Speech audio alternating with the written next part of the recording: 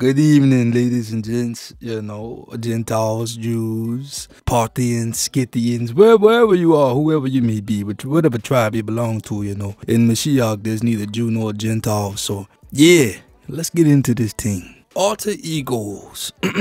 Now, I'm going to tell you right now, this lesson probably isn't going to be what you think it is. I think everyone at this point is very familiar with the whole alter ego. When you drink or when you get in front of people or whatever situation it may be, you adapt a different identity. Not a foreign one, but a different one. We're not talking about that because, again, everybody's familiar with that concept. What we're going to do is we're going to uncover the deep hidden mysteries and the origins, killing off some Babylon as to where this thing and this concept comes from.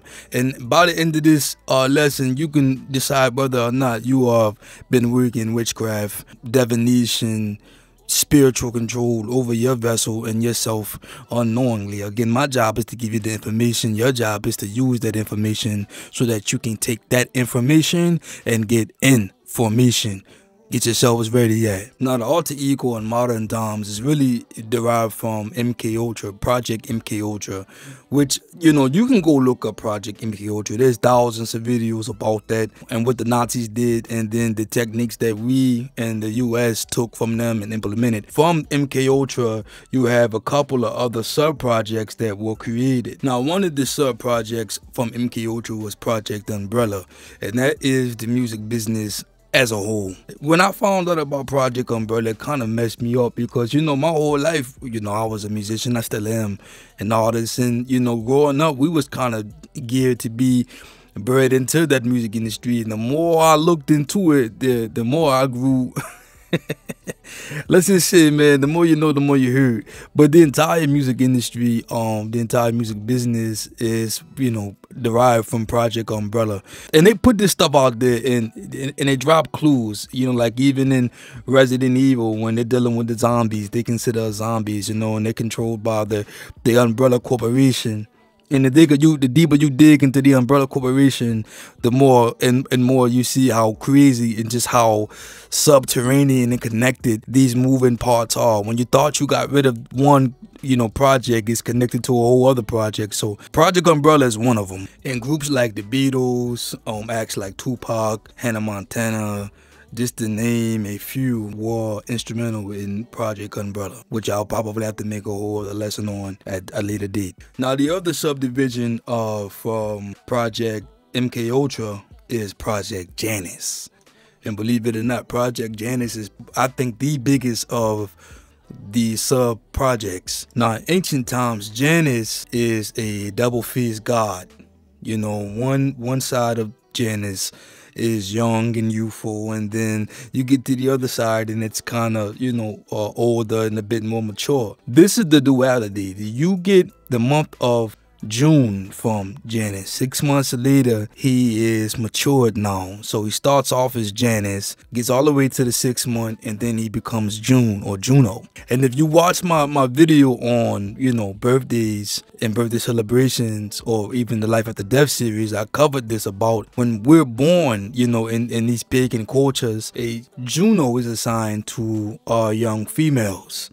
That's the protective guardian angel spirit that is, supposed to watch over you. If you are a boy, from the same head, it's a jinn or a genie, and they all derive from Janus. Janus is also known as the god who is involved in a lot of trading, which is a good indication of who he really is. In the book of Ezekiel, chapter 28, verses 5, we read, "By your great skill in trading, you have increased your wealth. And because of your wealth, your heart has grown proud." Now, this is a euphemism to Lucifer that we read here. And again, that word trading says a lot. And this is Janus, Juno, genie, which we get our word genius derived from, because these spirits are watchers. They watch you and regurgitate your life back to you when you foolishly seek after them. Now, in the 6th month, you get your sign, the Gemini, which also is derived from Juno, genius, Janus. You look at the sign or the symbol for the Gemini, it's a double-faced. Laugh now, cry later. This is where we get our drama icon from. All of this is derived from this God. And this is what I've been telling y'all, a long time now. Stay away from the zodiac. When you allow yourself to be likened unto your zodiac sign, understand that was already assigned to a demon first. And then you invite that demonic energy, that demonic activity. And one thing to consider too is that all 12 phases of the zodiac are really 12 characteristics of the devil. He is a hunter, the stubborn goat, prideful. He's two-faced, double-minded like the Gemini, which biblically would render him unstable in all his ways. These are all different aspects of him. And then we seek to clamor so much to identify with one of these characteristics of ourselves. Though some of these characteristics may have a bit of truth in them, a lot of it is still related to him. More him than our Father. Who are we looking to be like? Who are we aiming to be like? And who are we aiming to please? So that back on the duality, you have people like Sirhan Sirhan, who when he shot Kennedy, he claimed for years he didn't remember what had happened, but that was the other side of him. You have groups like Duran Duran, Mary, Tony, Tone, and that's 3 right there. But what's crazy is there's no one in the group actually named Tony, but you do have 2 Raphaels, and by those 2 Raphaels, you get your Janice, you get your duality, Scott or Scotty Scott, Simone, Philip Phillips, Robert Bob, Hannah Montana, and I mean the Olsen twins, the Tia and Tamara. Listen, once you know what to look for, you will never unsee it.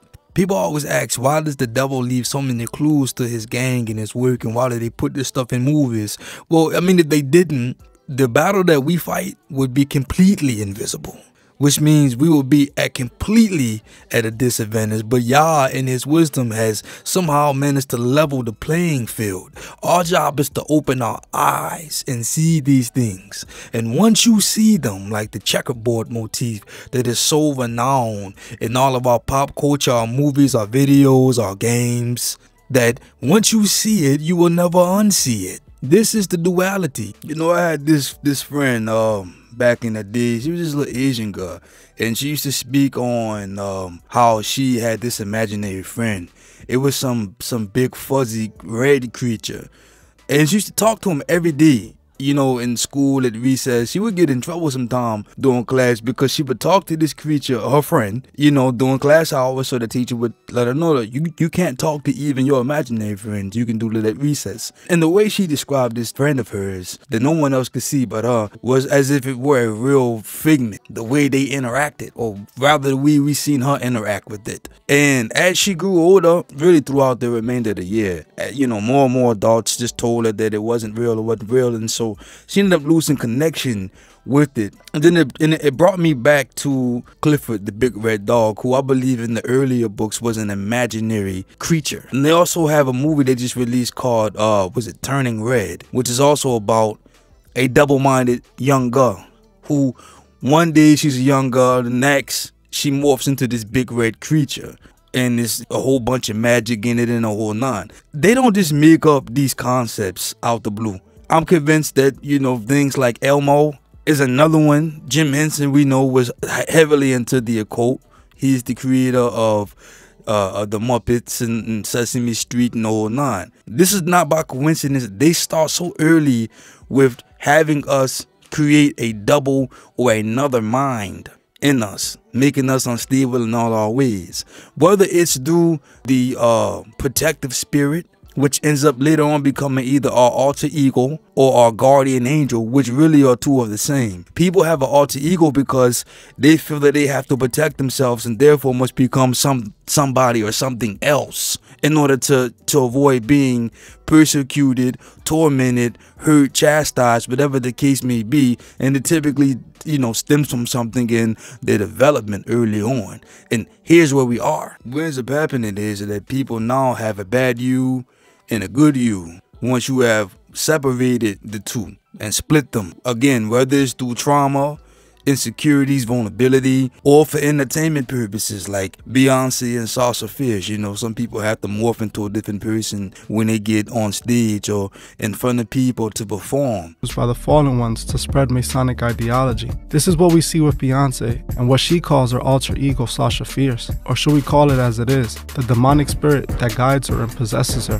Beyonce herself confesses that Sasha Fierce entered her body for the first time before her BET Award performance. It was way better than I expected, and Sasha was in full effect. Sasha is my alter ego.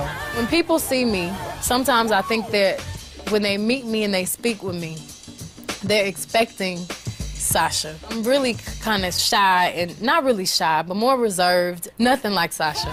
She can do things that I cannot do when I'm in rehearsal.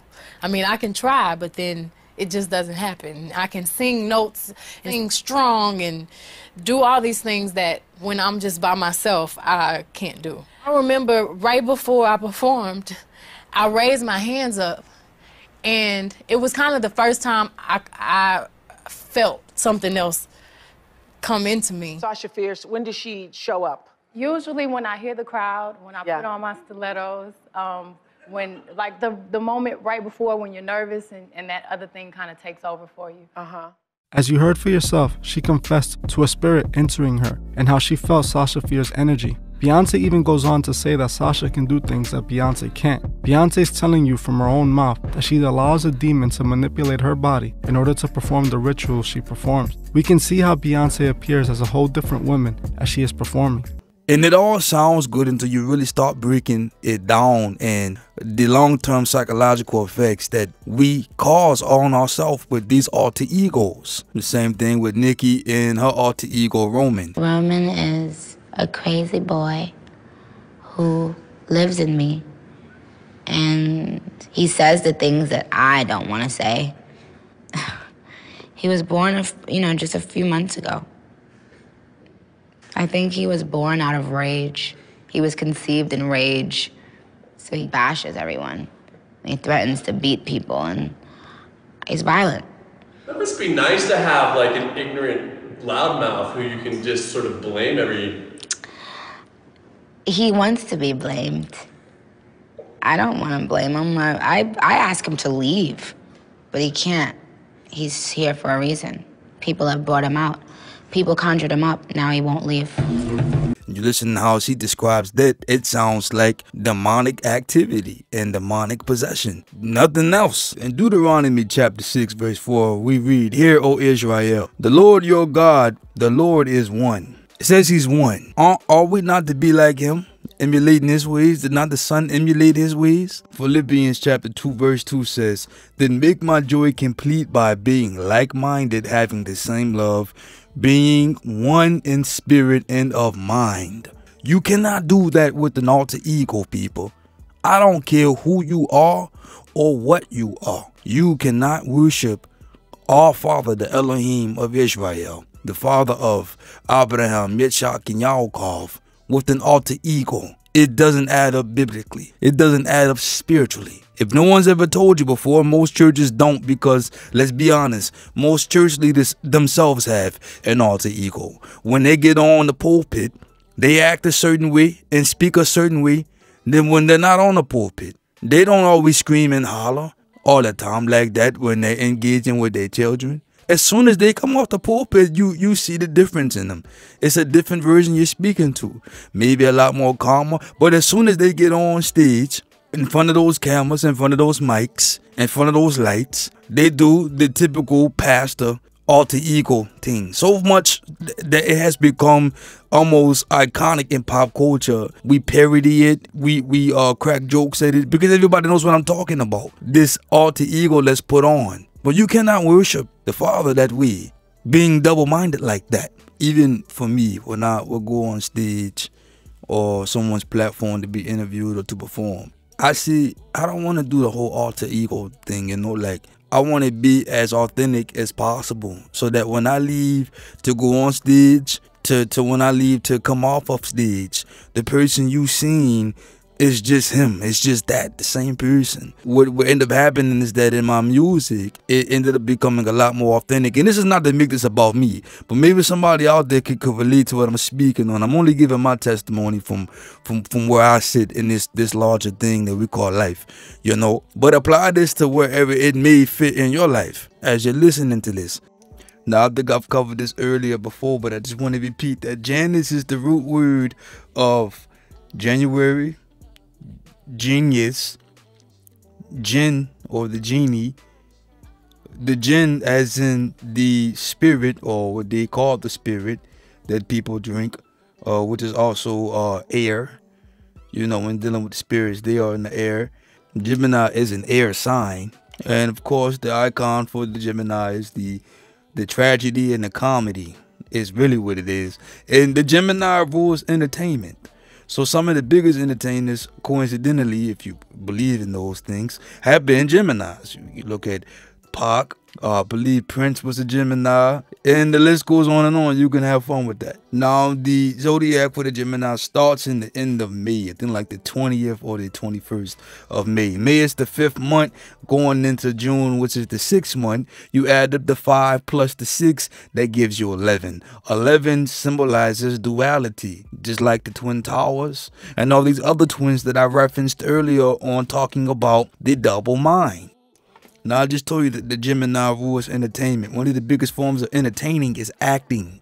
When a person acts, they become someone else. That's not truly them. Just like an alter ego. That's a walking, living example of duality. You're watching it, and it's very entertaining. This is what we see in all of our movies. And that's just that on that. The people who run this world are dualists. This is why, again, you see the black and white checkerboard motifs in all of our movies. In my day and age, it was Big and Pac, and the way they set the stage up for Big and Pac was the biggest dualism ever. You got B.I.G., P.A.C., one on the east, one on the west, NY, L.A. And of course, we know Pac was really from the East Coast, but by way of the Bay, which is in the West Coast. From both of their coasts, we get the left and the right. You know, from looking at a map, New York would be on the right. If you're looking at a map facing it, the West Coast would be on the left. The West Coast is often called the left coast as a result. More duality. Big was known to deal with Crips or have them, you know, securing Bad Boy. We know that Pac was rolling with the mob Piru. Now you got the blue and red motif and the blue and red duality as well. Big represented the old nasty fat looks of the New York, the dirtiness, whereas Pac represented the posh, the skinny, the flamboyant lifestyle and that look in LA. And again, I say all this to let you all know that there cannot be an alter ego without there being a split. When there was one, now there is two. And this is why most people in the industry, you end up seeing having a mental breakdown. You know, after a while, you know, a house divided cannot stand. So apply that to your mind or your spirit. You got a divided spirit, a divided mind. After so many times of, you know, traversing this course, you are going to break down. Understand that there. You know, it has to be built. Your foundation has to be built on solidarity. That means one. Something that's solid. If it's broken up, it's not one and it's not solid. We stand on the word of Yah. It is solid. We do not worship the stars and the planets because most planets that people worship are wandering stars. Saturn, Venus, Mercury, these are first of all gods and or goddesses, but they're wandering stars. They're not even firmly fixed in the astros. That lets me know that for the ones that people do worship when Mercury is in retrograde, these are demons. Because if they were true angels of Elohim, true angels of light, they would be firmly rooted in his word, standing firm on that, not having shaky duality grounds. Even when you see a fallen star, this is where we get this whole concept from. You know, they can go up to the heights of the heavens, but because there's no place for them to rest, because there's no rest for the wicked, you would then see them fall back down to earth, where they are bound, until they are to be rounded up and extinguished finally, when the man of peace returns. Now, I will conclude this by leaving this one question to the listener. Should you, as a believer, or someone who is wanting to believe, continue on expressing and exercising your alter ego? If you are a woman and you have dominant traits that's your alter ego, is that biblical? If you are a man and you have an alter ego, whatever that may be, whatever traits you may have, is it biblical? Based off just what little evidence I provided you today. Because by no means was this lesson exhaustive. This is just meant to start your search. And may Yah guide you if you truly, truly do seek him. I believe you'll find him. He is a rewarder of those who diligently seek him. We're told in scripture, yeah. Anyhow, you know, my name's on the pardon, and I hope this lesson was enlightening to somebody out there. Y'all bless.